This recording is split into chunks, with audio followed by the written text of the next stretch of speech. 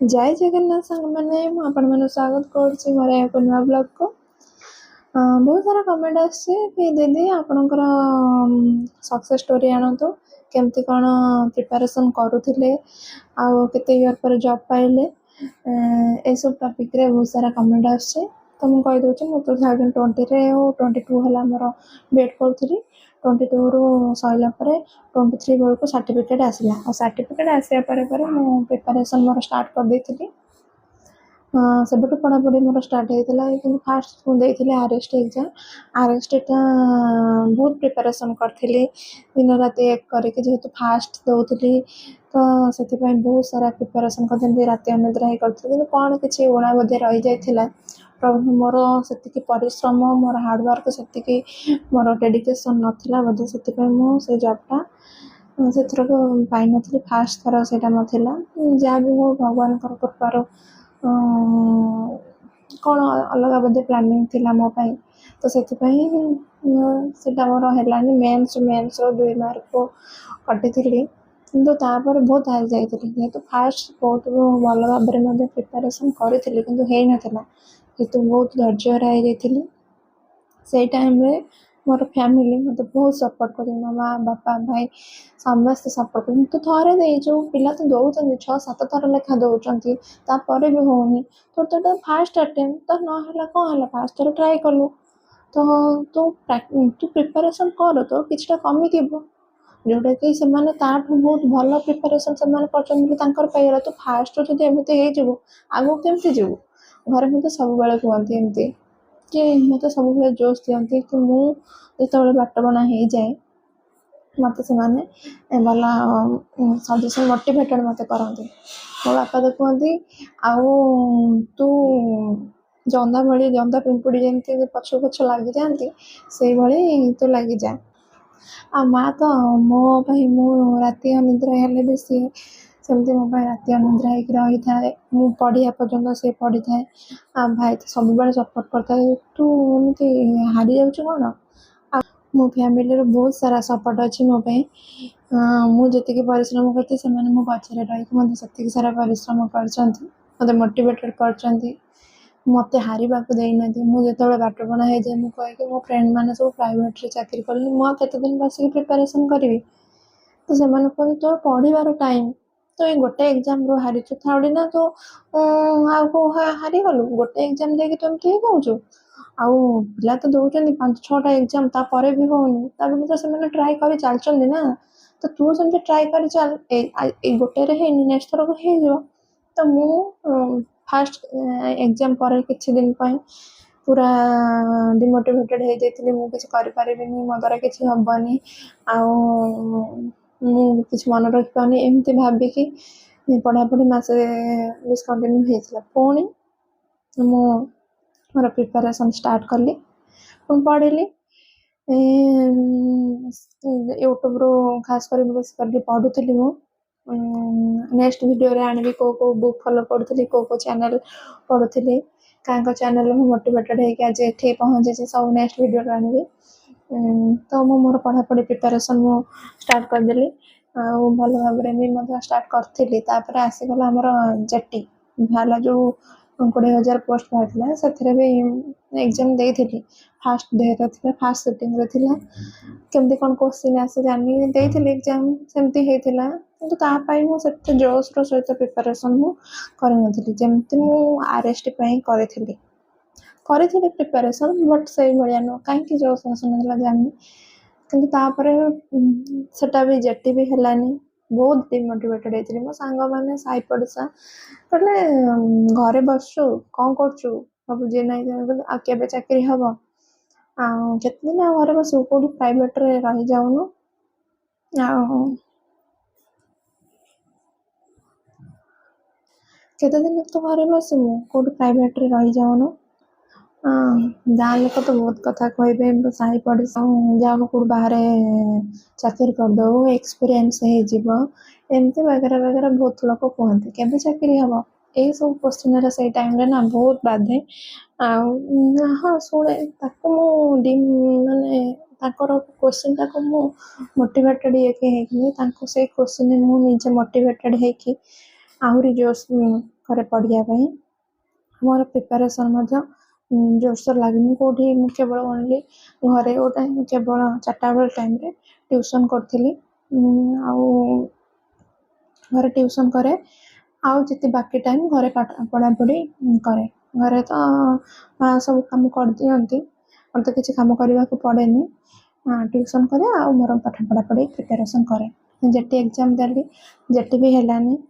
ଆଉ ତାପରେ SSB TGT ଆସିଲା। SSB TGT ଟାଇମ୍ରେ ବି ବହୁତ ଭଲ ଭାବରେ ପ୍ରିପାରେସନ୍ କରିଥିଲି କି କ'ଣ ଉଣା ରହିଗଲା କେଜାଣି, ଆଉ ଅଳ୍ପ କିଛି ମାର୍କ ହେଇଥିଲେ ମୁଁ SSB TGT ବି ପାଇପାରିଥାନ୍ତି, କିନ୍ତୁ ସେଟା ବି ବ୍ୟାଡ୍ ଲକ୍ ଥିଲା, ସକ୍ସେସଫୁଲ୍ ହେଲାନି। ତାପରେ ଆସିଲା LTR ପାଇଁ ଭାବିଥିଲି ଏଇଟା ହେଲା ମୋର ଲାଷ୍ଟ ଏକ୍ଜାମ୍, ଆଉ ଆପରେ ମୁଁ ଯାହା ବି ହେଇଯାଉ LTRଟା ହିଁ କ୍ରାକ୍ କରିବି। ତେଣିକି ଯେତେ ପରିଶ୍ରମ କରିବା ପାଇଁ ପଡ଼ୁ। ଦିନ ରାତି ଏକ କରିଦେଲି ପାଠ ପଢ଼ା ପାଇଁ।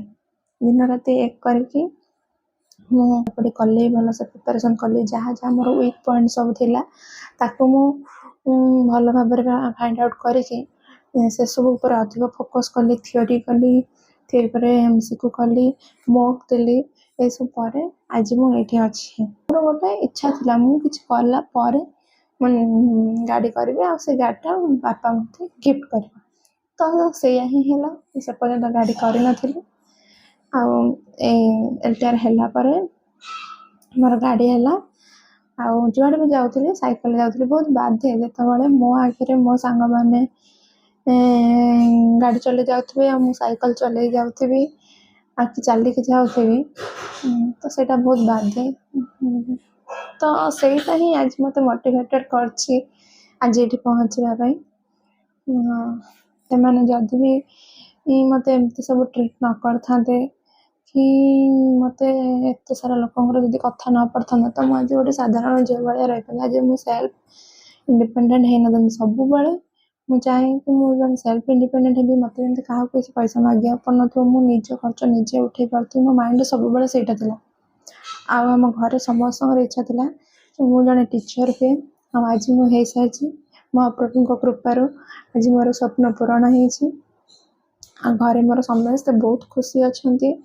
ଏଥିପାଇଁ ଗାଁରେ ମୋର ଯେଉଁମାନେ କେତେଜଣ ବୁଢ଼ା ଲୋକ ଟାଇପ୍ର ମେଜର ଥିଲେ, ସେମାନେ ମୋତେ ମୋଟିଭେଟେଡ୍ ବହୁତ କରିଥିଲେ। ପଚାରୁଥିଲେ ସେଇ ଟାଇମ୍ରେ ମୋତେ ଲାଗୁଥିଲା କି ଏମାନେ ଏମିତି ଏତେ ଥର ପଚାରୁଛନ୍ତି, ମୋତେ ଲାଜ ଲାଗୁଥିଲା। କିନ୍ତୁ ସେଇଟା ମୋତେ ଘରେ ମୋ ମାଆ ମୋତେ ବୁଝେଇଥିଲେ କି ନା ତୁ ତାଙ୍କ କଥାକୁ ଭୁଲ ବୁଝୁନି, ସେ ତତେ ମୋଟିଭେଟେଡ୍ କରିବା ପାଇଁ କହୁଛନ୍ତି। କେବେ ତୁ ତାଙ୍କ କଥା ଶୁଣିଲେ ତୋ ଯେମିତି ଜୋସ୍ ହବ, ତୁ ପଢ଼ିବା ପାଇଁ ଆହୁରି ଆଗ୍ରହ ହବ। ତ ସେମାନଙ୍କ କଥା ବି ଆଜି ତାଙ୍କର ଆଶୀର୍ବାଦ ପାଇଁ ମୁଁ ଆଜି ଏଠି ପହଞ୍ଚି ପାରିଛି। ଆଉ ମୋର BEd ଥିଲା କହିଲି 2022 ପରେ, ଆଉ 23ରେ ମୋ ପ୍ରିପାରେସନ୍ ଷ୍ଟାର୍ଟ ହେଇଥିଲା। 23, 24, 25 ଲାଷ୍ଟକୁ ଆମର ପାଇଯାଇଥାନ୍ତୁ, ଓରିଏଣ୍ଟେସନ୍ ହେଇଯାଇଥାନ୍ତା। କିନ୍ତୁ ଏଇ ଗଭର୍ଣ୍ଣମେଣ୍ଟର ଡିଲେ ପ୍ରୋସେସ୍ ଯୋଗୁଁ LTR କେସ୍ ସବୁ ଯାଇ ପ୍ରୋସେସ୍ ଡିଲେ ହେଲା। 26 ହେଇଗଲା। ତ 2 ଇୟର୍ ଭିତରେ ଲାଗିଗଲା ଟାଇମ୍। ତ ଆପଣମାନେ ବି ସେମିତି ଏବେଠୁ ପ୍ରିପାରେସନ୍ କରନ୍ତୁ। ଆପଣଙ୍କ ଫ୍ୟାମିଲିରେ ସମସ୍ତଙ୍କର ଯେଉଁ ଆଶା ଡ୍ରିମ୍ ରହିଛି, ଆପଣମାନେ ବି ଜଣେ ଜଣେ ନିଜର ଏମ୍କୁ ଫୁଲଫିଲ୍ ହେବା ପାଇଁ ସେତିକି ପରିଶ୍ରମ କରନ୍ତୁ। ଆଉ ସବୁବେଳେ ଗୋଟେ ଜିନିଷ ମନେ ରଖିବେ, ଧୈର୍ଯ୍ୟହରା ହେବେନି। ଲୋକ ଆସିବେ, କହିବେ, ବହୁତ ଯିବେ, କିନ୍ତୁ ଆପଣ ନିଜକୁ ସେତିକି କନଫିଡେନ୍ସ ରଖିବେ, ମୋଟିଭେଟେଡ୍ ହେଇକି ରହିବେ, ଆଉ ହାର୍ଡ଼ୱାର୍କ କରିବେ, ପଢ଼ିବେ। ଯେଉଁଟା ଡାଉଟ୍ ରହୁଛି ତାକୁ ବାର ବାର ପଢ଼ନ୍ତୁ, ଡାଉଟ୍ଟା କେମିତି କ୍ଲିୟର୍ ହେବ ତାକୁ ବୁଝନ୍ତୁ। ତ ତାହେଲେ ତ ଆପଣ ଯାଇକି ଆଗକୁ ଯାଇପାରିବେ।